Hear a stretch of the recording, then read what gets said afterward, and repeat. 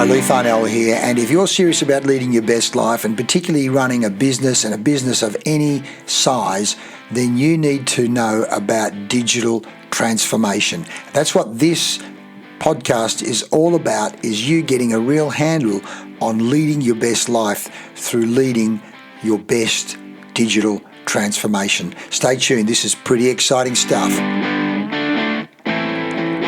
Welcome back.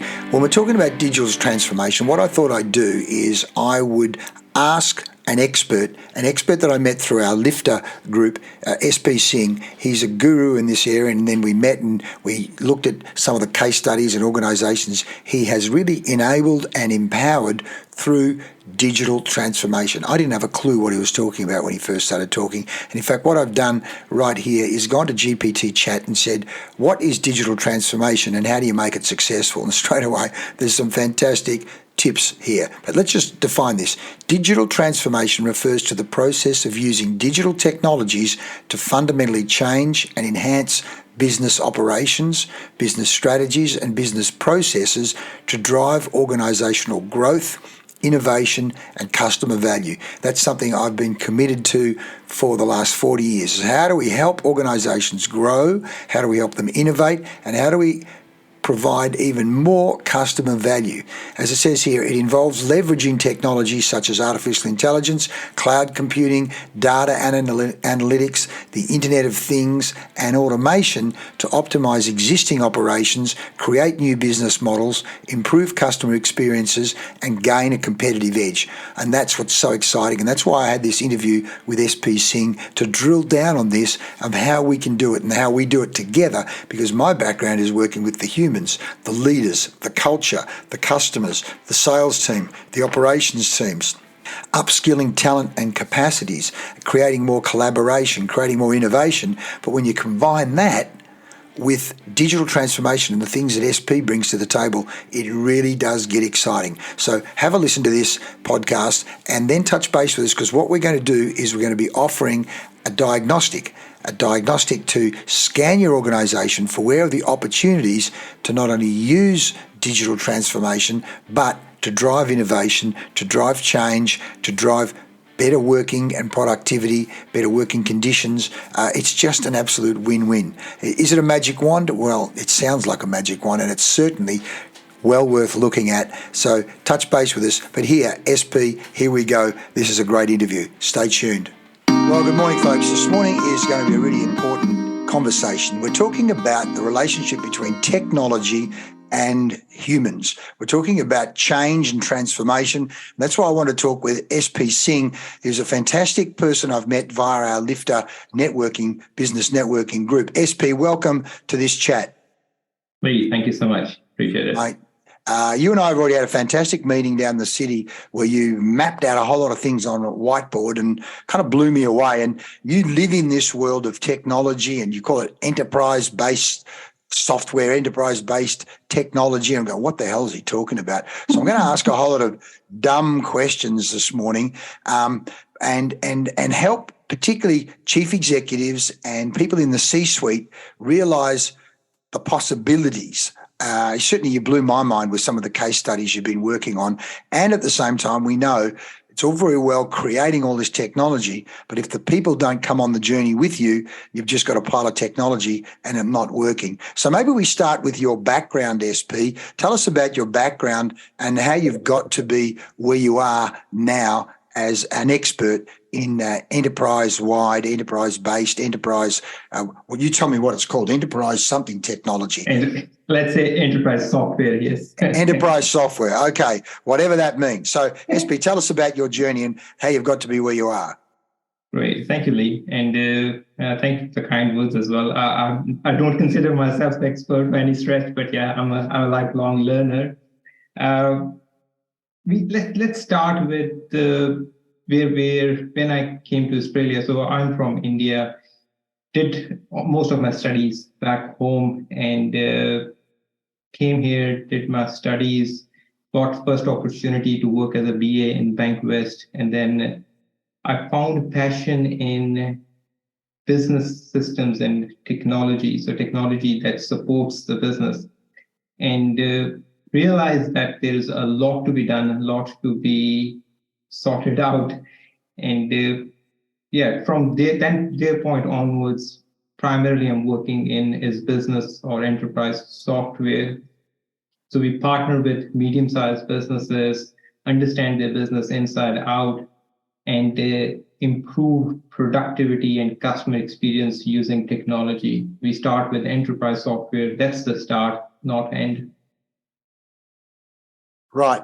So, I mean, I've written a number of notes straight away, as you say, technology that supports the business. So then, as you said, you want to get to know the business inside out, because then when you're looking at the business inside out, you're looking at it through the glasses, through the possibilities of the technology. In other words, I imagine it's a bit like a dietitian looking at a person's diet and immediately seeing the possibilities for how it can be healthier.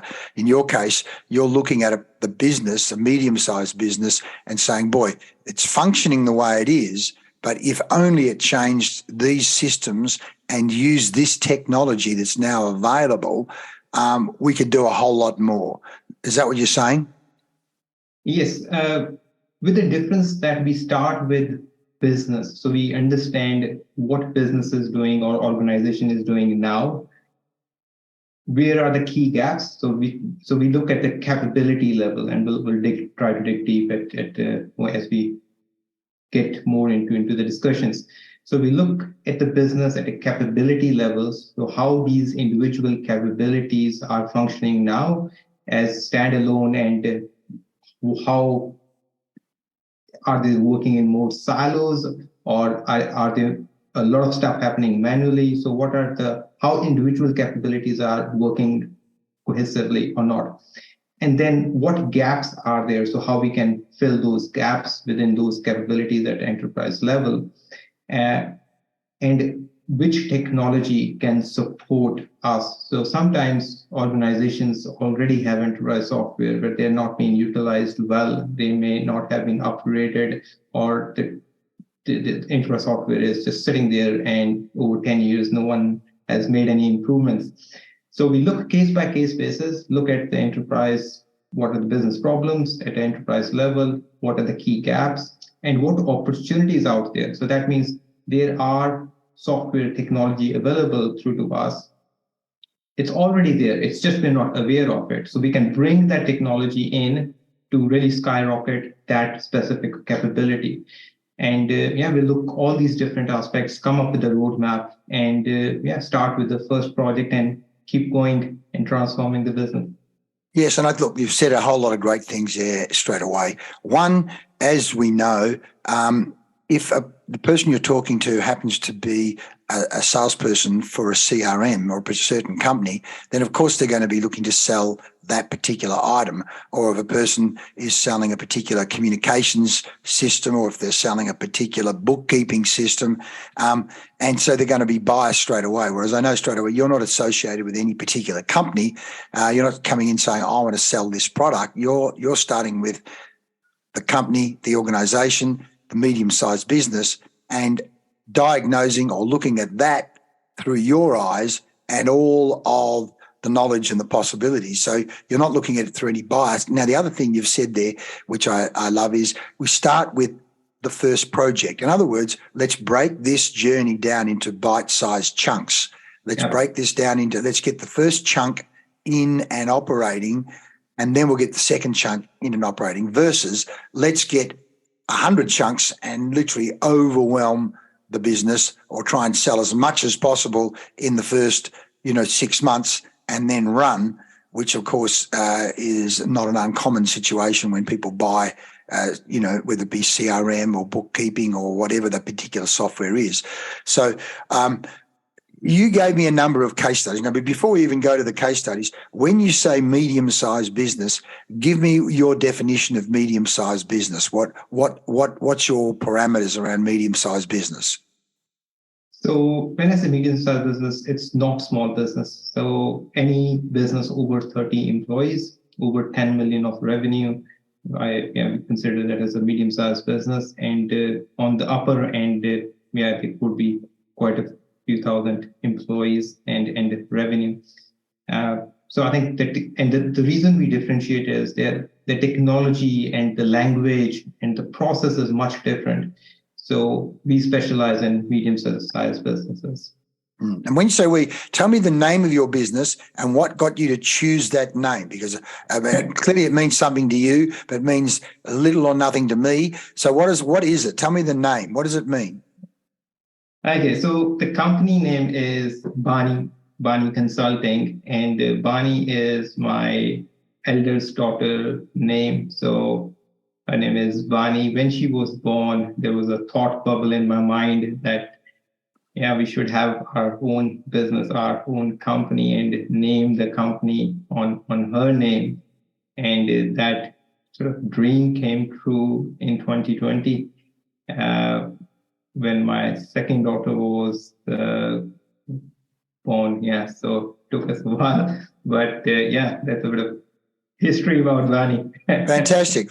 You're reminding me of one of my other clients, Paul Blackburn, a real estate developer, a building that he built over in Swanbourne, a luxury apartment block he called Aria, and that's named after his daughter as well. So it's one of those little family cute things that people do. So very nice, mate. And SP's a human being, ladies and gentlemen. He's not just a technology robot. That's good to know. He's got a heart and a brain. So SP, why don't you share some of the slides you've got there to help explain what you do and how you do it. And then we'll look at some case studies, because this is often very conceptual in people's minds. And until we ground it down and make it concrete with specific examples, it's all up in the air and it's very easy to lose people. But we're talking here, folks, about businesses, technology, the possibilities of technology being combined with human beings to then implement and use, and we use the word enable and empower. So the technology enables and empowers people to literally expand their capabilities and expand and grow the business. So tell us what you've got here. SP. Great. Thank you, Lee. So I'll step you through mainly two slides. They are reference models, and this is a start, not end. And I would like to encourage you to really probe, ask questions, so our audience can get a bit of perspective as well. So yeah, it's more of a discussion tool. So let's put it that way. Absolutely. Don't worry, if I have questions or you're losing me, I'll let you know. No worries. Okay, so these are a few reference models. So on my screen, I'm sharing, this is things business. I just created this one. There are multiple ways we can define it. So I named this model on my own sort of last name. Mm-hmm. This is a reference model of a overall business, and there are different people or the different roles. They look business from a different ways. Like a CFO would look into numbers. They will be looking at revenue, the EBITDA and others. So they have got the financials and ratios, and they look from a numbers perspective. CEOs and HR and all of us, we have a different lens to look at. So the lens which I'm looking at is which I say is enterprise. And it starts with, so a customer is on the top, and the dotted line is our enterprise, our business. On the behind, so just beneath the business, we have got external influencers. So we're not alone. Always there are external influencers that are impacting or influencing us in a positive, negative, or neutral way. And that could be our economy, government, environment. There could be other inventions, ChatGPT as an example, acquisitions, mergers, which is going on within a business, industrial forces, regulators, market forces. There could be quite a few. This is just to give an example that we are not alone. What doesn't matter what we're doing, whether we are doing a transformation or it's a business as usual work, always these external influencers are influencing us, knowingly or unknowingly. It's better to keep an eye, look outside and see what's going on. So these are external influencers. And if we try to dig deep into or any enterprise really. But there are three pillars, which is leadership, enterprise architecture, and governance. Again, doesn't matter what we are doing, these three pillars are must have. The stronger they are, better the organization will operate. And this is not a project thing. This is something that should be in a DNA of any organization. Keep on investing and improving these three pillars. On the bottom, that's where we say our vision, values, and mission. There could be different names we want to choose. Based upon those foundations, we have a strategy and tactics to say where we sit right now, where we want to go going forward. Based upon those strategy and tactics, we develop business models, we develop partnerships, policies, we develop this organizational structure. And then we develop capabilities, which we spoke briefly before. So the capabilities could be, say, at a high level within finance, manufacturing, inventory management, HR. So, and again, within these are like a big capabilities, and we divide, say, finance into accounts receivable, payable, and so forth. Within receivable, payable, we further subdivide. So that's what we call as capabilities. Value chains is more end-to-end, what we are delivering to the customer. So what value product or services we are delivering to the customer. And that's supported by business processes, rules, and resources. And then we develop procedures, behaviors, and culture to finally produce a product and service which is on the top to the customer. So when we are looking at enterprise, what is tangible is our product and services. We look how good we are delivering those at the speed at which we are delivering, what is the quality of them. But these are all tangible metrics. What is not so tangible is all these elements, all these functions that are not directly visible or measurable. And I think that could be a key missing point when we are evaluating the efficiency and productivity or improvement in products and services. And there is a stakeholders always, could be shareholders, but other stakeholders that we need to be aware of. So that's a reference model that I think opens our eyes to a big picture.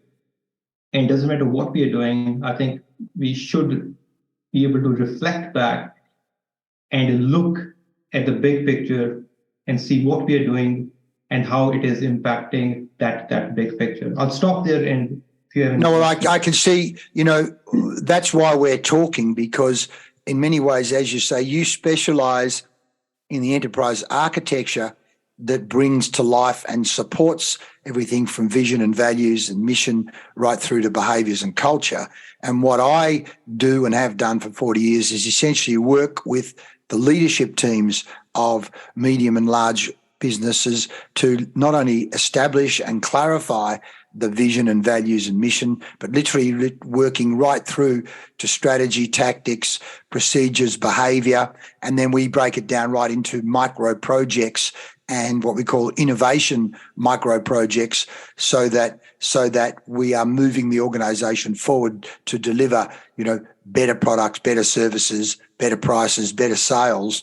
But what you're doing, and that's why I said so beautiful, the synergy that we're talking about, is that immediately you can be either creating and or bringing in software and technology to support the systems. I'm thinking straight away to a client I'm working with at the moment, and something as simple as, but critical as, their meeting structure or their lack of meeting structure, and then their lack of meetings actually converting those meetings into decisions and micro projects to move forward.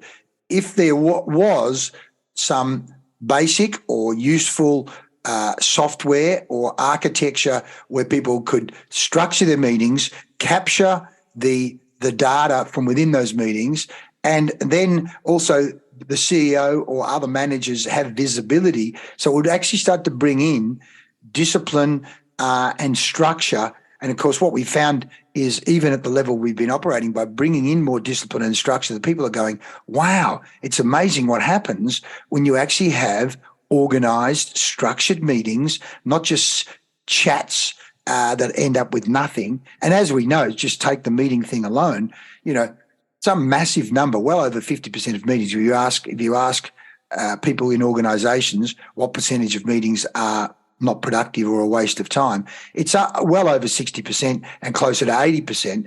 So I can see straight away what you and I could do there with that group and say, hey, let's just put this meeting structure and project management structure in place to get more done, let alone a whole range of other things around communication and customer service and empowering customers. So that certainly helps me there in terms of that super powerful relationship between the leadership and the enterprise architecture, and clearly then also governance in and around financial performance. Because what I'm saying, in every meeting should be talking about at least 3 KPIs. So what are the numbers we're measuring here? What are the dashboards that we should be playing to? A bit like football. Where's the scoreboard?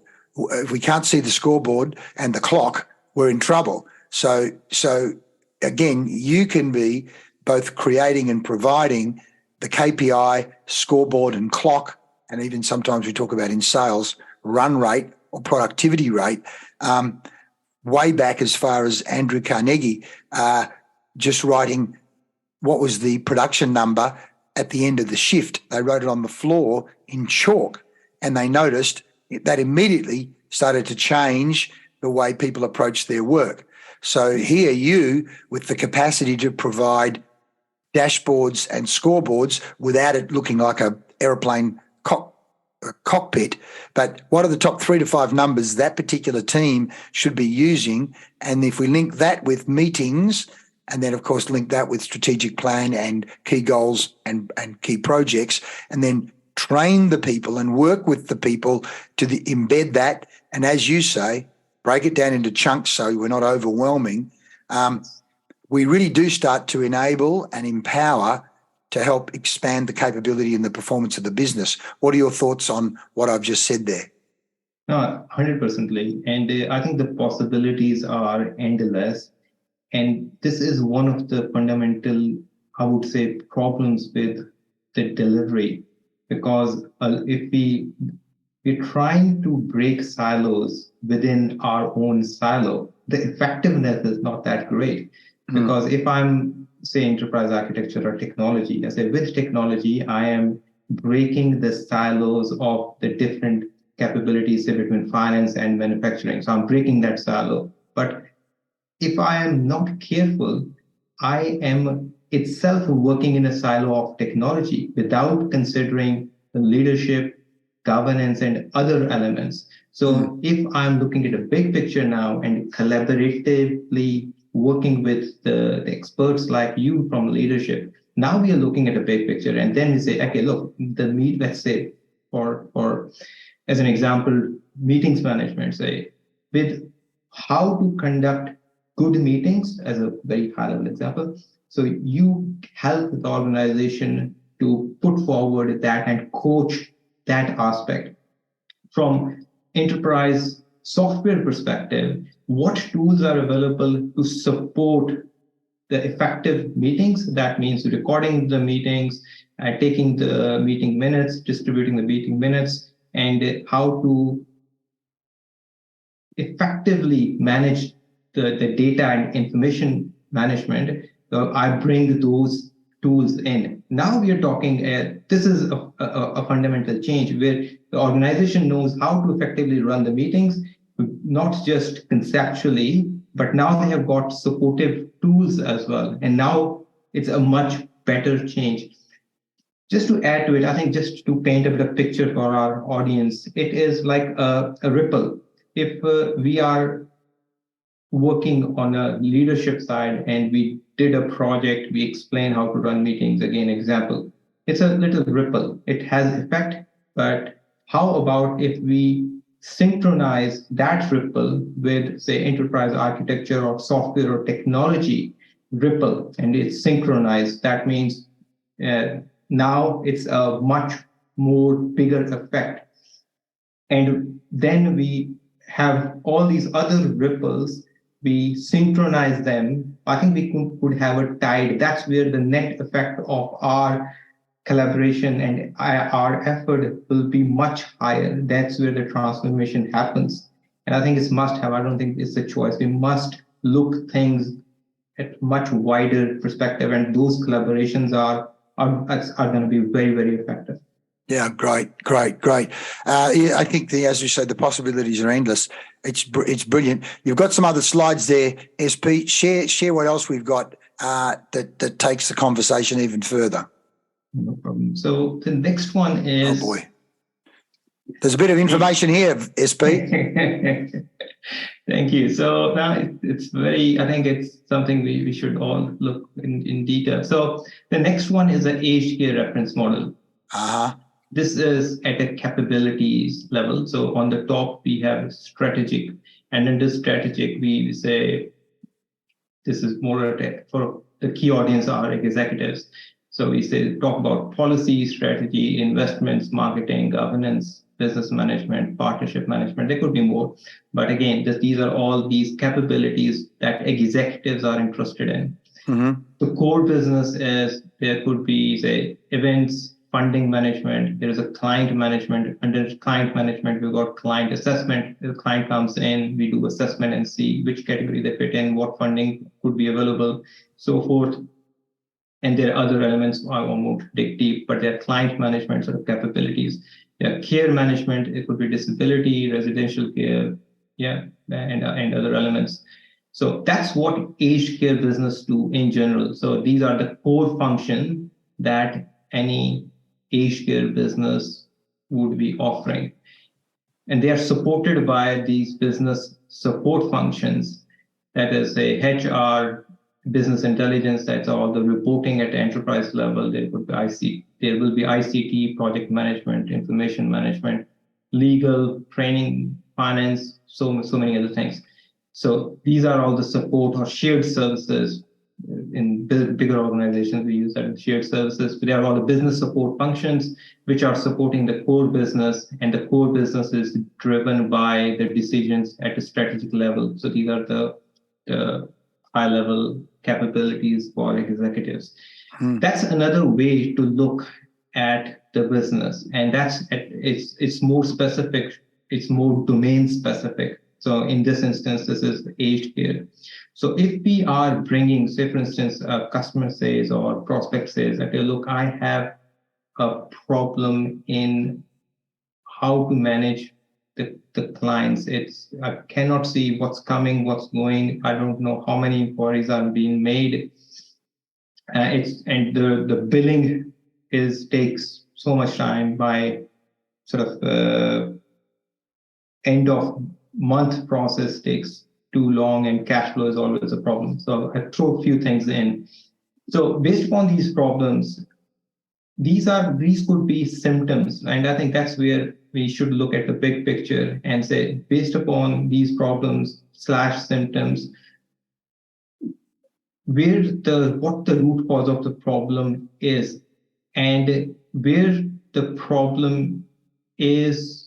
We should not just look at that specific element. We should be looking the touch points to strategy and other business functions as well. To have a holistic view of the problem, understand the root cause and where those symptoms come, and then come up with a solution. What generally happens is, the customer comes up with a problem, say, look, my customer management is poor. And the next response from a vendor or someone within IT will say, we need a CRM. And then the customer looks for a new CRM or upgrade their existing CRM. But we don't look at the problem, these symptoms, and what are the interrelationships at the enterprise level to come up with specific solutions. That's I think one of the fundamental flaws in thinking, and the investments are we making in technology. there is no silver bullet that the customer, if my customer management system is not good, that doesn't necessarily always mean I need a CRM. But that's the general inference that most businesses are drawing almost every day. And those decisions are, once that decision is made, we're just going to keep on investing on that path, which may not be ideal for the businesses. As you say, silver bullet. I was thinking people are looking for a silver bullet. Oh, we'll just fix the CRM and then everything will be okay. Whereas, as you say, you need to know the business inside out, and look much more holistically so that you're actually solving the real problem, not just the symptom of the problem. And again, if all you're doing is getting advice from a vendor of one product, you can be certain, well, as Abraham Maslow said, if the only tool you have is a hammer, a lot of things start to look like nails. So if the only thing you do is sell CRMs, then, of course, everything looks like it's a CRM-based problem.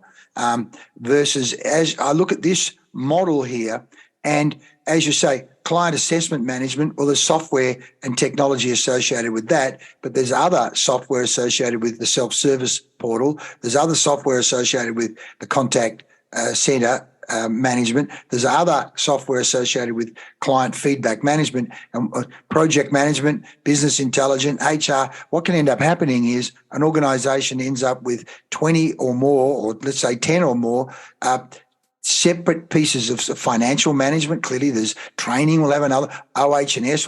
So you end up with all these different systems within an organisation. In a large number of cases, they don't actually talk to each other, and you can't actually extract data that actually links OH&S with HR, or OH&S with project management, or OH&S with training. And I'm sure you've come across a payroll management is completely separate to HR. So what you're talking about, I assume, is a way of designing and integrating these things so that they talk to each other, and people at the strategic level actually get far more useful data, which again, from a leadership point of view, we say data-driven decisions, not opinion-based decisions. So you're empowering that senior level with better data to make better decisions. What are your comments on that? No, certainly. The point you made around integrations, it's we often get into a position where we've got 10 or more systems, they don't talk to each other. And then there is another investment, another project. Let's replace those 10, bring one in. And that tends to happen as well. But that's not the right way. Who has led, or why we have chosen those 10 systems over 20 years now, we're replacing them. So I think that's where the value add is from our side, being independent, partnering with the customers. We understand the business inside out and what capabilities software can support them today, tomorrow, and in future, and looking at the holistic view. I think of like it's more of a generally businesses who are not aware or are not educated enough as what is possible. So like the services which we offer, they build a house, and just more of an analogy. It's like I'm sitting in a room. I said, look, I have a bigger family now. I need another room, and I get someone to put another room, and then I realize, look, that room, I don't have a plumbing right between two rooms. So okay, I get some plumber to do that plumbing, and it's all wishy-washy, not that great. Now I think I can now got two rooms. I need a play area for kids, and then someone create that area, and now I've got electrical issues.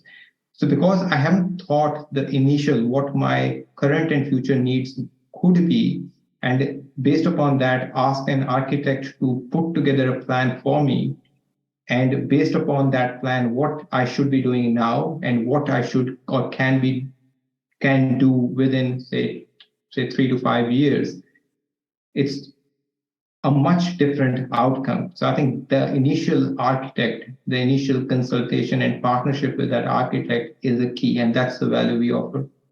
Right. So it's actually, as you say, a strategic view rather than a quick fix, short-term silver bullet view. Absolutely. Wow. Okay, well, that's what now this diagram makes a lot more sense, as in showing the intricacies. And as you say, it's very easy to end up with a pile of silos, where you say the HR silo, the payroll management silo, the OH&S silo, the client assessment management silo. That it's very easy for organisations to drift off into these silos, whereas of course we want a synergistic approach. Absolutely. Breaking down the walls and go to transparency and empowerment. What's the next slide you've got there, SP? No, that's pretty much it, Lee. So great. Okay, good. Yeah. So that actually starts to give us a taste. Can we go to your website and just give us an insight into one of the case studies which you and I shared once before, because that helped bring to life a real life example of an organisation where you started to expose them to the possibilities with technology, and at the same time break down walls and enable and empower that but not only enable and empower the organisation, enable and empower the customers and the members of that organisation, which was a real example of opening up the possibilities with technology, but at the same time. I'm imagining that, as you say, from a leadership point of view and a communication point of view and even a cultural point of view, how people within the organisation started to communicate differently and operate differently and better and easier as a result of what you'd done. Right now, SP is preparing a video case study. He's about to demonstrate just how what he does actually benefits organisations. It really is fantastic. Listen to this. It's a great video, this one, folks. Actually, sharing a case study for Kumla Operational Corporation. This is one of our customers. We did transformation work. Kumla Aboriginal Corporation is dedicated to delivering programs and services to its members that are impactful in the present and beneficial in the future. Recognising they needed an experienced and dedicated partner to implement specialised ERP solutions, they engaged SP Singh. The perfect recipe of the successful project needs a right customer, a right partner, and the right integrator.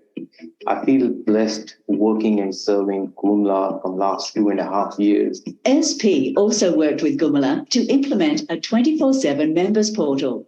So introducing the members portal, it's cut down on the phone calls that we receive. It makes better interaction between the members and the member services team in sending through applications, updating details, and any other information that needs to be put through the system.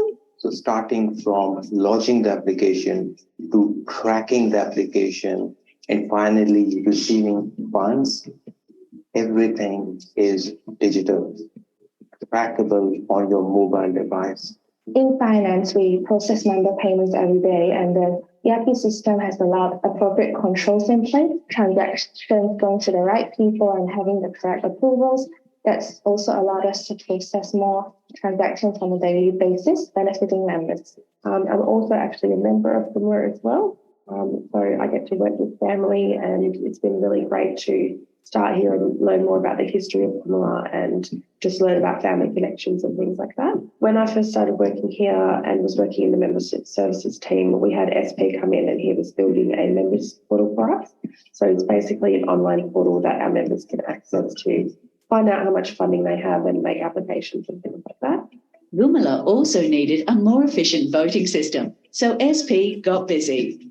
SP had designed the electronic voting in a way that 700 members to 1,000 people could vote electronically on the day, which helped us elect our directors on the day. So overall, my experience with him with the ARP projects was that he came on board, he helped us with the projects that actually brought down the operational cost to a lower amount and helped the productivity. It took us a while.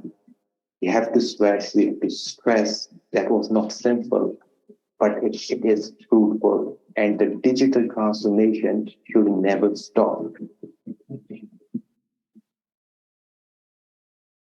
Wow. I mean, there's a whole range of great things in there, SP, not the least of which, as you said, the digital transformation should never stop. Why? Because digital transformation is not going to stop. And I'm thinking of Jack Welch of General Electric saying, if the rate of change outside the organisation is faster than the rate of change inside the organisation, you're going backwards. So, as you say, you actually need a digital transformation coach from within the organisation, making sure that you're at least keeping up with what's going on in the external world. Otherwise, you're going to be going backwards. And your brilliant point there of making it trackable and using the mobile device. So where an organisation can be using digital transformation so that people are using their mobile devices, knowing full well that, you know, a massive amount of viewing and work and eyeballs are on mobile devices. If you're not using mobile devices to actually facilitate change and productivity, then you're not in the game, are you? Absolutely. And it's really, we are now much more mobile than ever in the history. And while we are mobile, we are connected. And it makes absolute sense to have these mobile capabilities. And it could be managers who are, or decision makers who are traveling. It could be care workers who are in the field. It could be mechanics or technical people who are out in the desert around. There is no one else there. So it is about their safety, information that we are capturing. There's so many different elements. So I think mobility is one of the key fundamental capabilities that almost all businesses must consider. Yeah, brilliant. So, SP, what would be the first step if a chief exec, a business owner, a manager, what's the first point of contact? What's the process that someone would go through to at least begin a conversation and even get a taste of what you and I can do to actually help them transform performance and empower their people and really realise their full potential using, as you say, a digital transformation using technology? What's the first step? I think the first step is conversation and honest, upfront, very clear communication. And to undertake digital transformation, there are, like as I mentioned in video as well, it's for a perfect recipe, we need a right partner, right customer, and the true leaders. And our expectation from the customer is really, if there is a high probability of success when the executive team has got those fundamental leadership skills and they're driven to make a change, that's where the great things happen.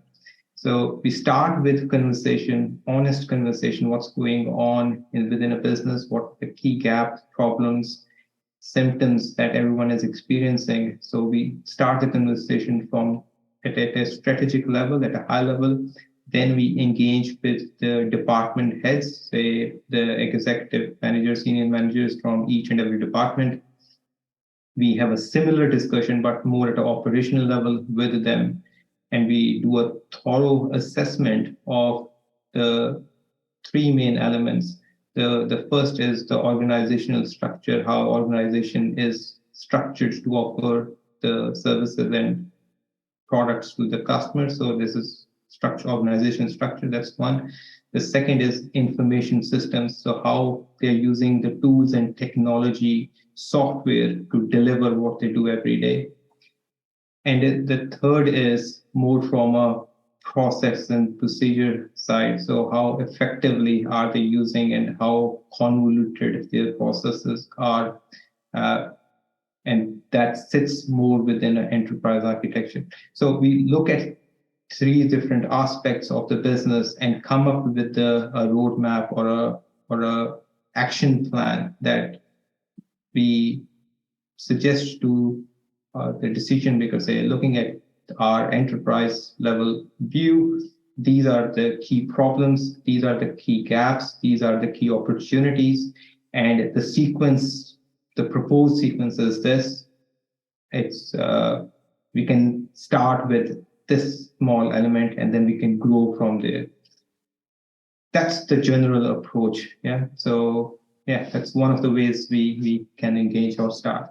Brilliant, brilliant. Well, you've mapped that out, and as we said, you as you did with so many of the other clients, bite-sized chunks, micro project by micro project, and people can then experience the benefits of each of those chunks, whether it be the membership portal or the voting or whatever the particular area happens to be.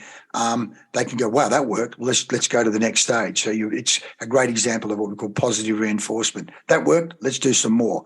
So SP, people can touch base with you or me on this, and we'll then, as you say, go to the next step of having a detailed conversation with the executives. But the leadership need to, as you say, have an appetite for change and taking advantage of the possibilities of digital transformation. SP, anything you'd like to say before we wrap up this conversation?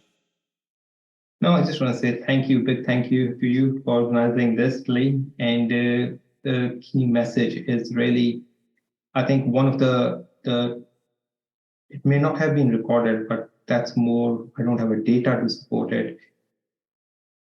But in my experience, one of the biggest waste on planet Earth is a human potential. So we are not utilizing human potential to the best of our ability. And one of the key reasons is that we are doing things manually. We are doing things for sake of it. We are not acknowledging that how much potential in a given individual has. I think we all, as executives, as decision makers, as business owners, we must look at it and what we can do about it. I think that's it's very painful to see people struggling to go to the business or work and then say, oh yes, it's Friday, it's over. I think it's a pathetic way to look at the work. I want to see people being exciting, like every day they're so excited to go to work and add value. And I think as executives and business managers and owners, we must do something fundamentally different. And one of the ways we can solve this problem or contribute to solve this problem is by digital transformation. So the unnecessarily, the repeatable work can be done by a machine, and we can utilize the human potential for something better, something more value added. And with that, we can improve productivity, efficiency, profitability, and much better engagement from our employees. Something we must all look. Beautiful, beautiful. Thank you. I couldn't have said it better myself. That's why we talk LFBB is really about leadership, future, clearly finances, and being the very best you can be. And that's what you're talking about there. Digital transformation to help humans at work be the very best they can be. Thank you, SP, and I'll see you very soon. We'll get this video out far and wide, and let's actually help organisations and help people within those organisations, as you say, realise their full potential. Thanks a lot. Thank you, Lee. Cheers. Thank you all. Well, there you have it. If you've lasted this long listening to that interview, clearly you're interested. So if you want to find out more, do touch base, click the link below, set a time up, or ask us about the survey, the scanning of your organisation, where we can scan for digital transformation, how SP can use the magic that he brings to the table, and I bring the culture change, the leadership, the implementation, where we actually work with the people. Because it's all very well transforming technology, but you need to bring the people with you. And as point, where is it on this sheet that I dug up here? Not only the clear vision, but point to leadership, commitment, and leaders championing the change, setting the strategic direction, allocating the resources, and then fostering a digital culture. What does the digital culture look like? And that's embracing the change, embracing innovation, and embracing continuous learning. It also facilitates open communication, open collaboration, and experimentation. So it's an empowerment exercise and empowering the employees, empowering the leadership, and leaders providing resources, but at the same time it's customer centric. So that is more than just technology. It's in fact the environment and the ecosystem, the innovation culture, the empowerment culture that you build around this digital transformation to really get optimization of strategy, optimization of customer value, and optimization of returns. Want to find out more? Do touch base. This is very exciting. We're talking about leading your best life, creating your best business, your best organization using digital transformation and human transformation.